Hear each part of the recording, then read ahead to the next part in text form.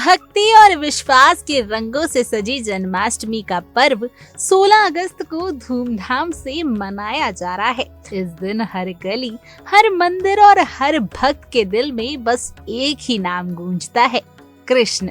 माखन चोर से लेकर कन्हैया तक श्री कृष्ण के जीवन के हर पड़ाव में कोई ना कोई गूढ़ रहस्य, कोई गहरी सीख छिपी होती है।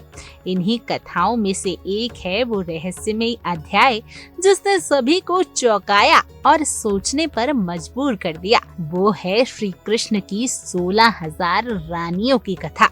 ये कोई साधारण प्रेम की कहानी नहीं, बल्कि धर्म, करुणा और सामाजिक मर्यादा का अद्भुत संगम है। द्वापर युग में जब अत्याचारी राक्षस नरकासुर ने 16,000 कन्याओं को बंदी बनाकर एक जेल में डाल दिया था, तब उन अबलाओं की चीखें किसी देवता के कानों तक पहुंची थी, और वो थे श्री कृष्ण। धर्म की रक्षा और अधर्म के विनाश का प्रण लेकर जन्मे श्री कृष्ण ने नरकासुर का वध किया और उन सभी कन्याओं को आजाद करवाया।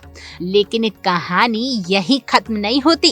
असल संकट तब आया जब इन कन्याओं के अपने ही परिवार उन्हें अपनाने से पीछे हट गए।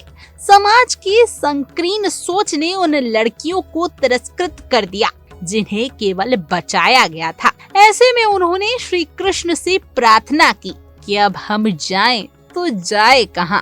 और तभी श्री कृष्ण ने लिया वो फैसला जो युगों युगों तक धर्म का प्रतीक बना। उन्होंने उन सभी कन्याओं से विवाह किया, न केवल उन्हें सम्मान दिया बल्कि समाज को ये भी दिखाया कि स्त्री की मर्यादा परिस्थितियों से नहीं, उसके आत्मसम्मान से तय होती है।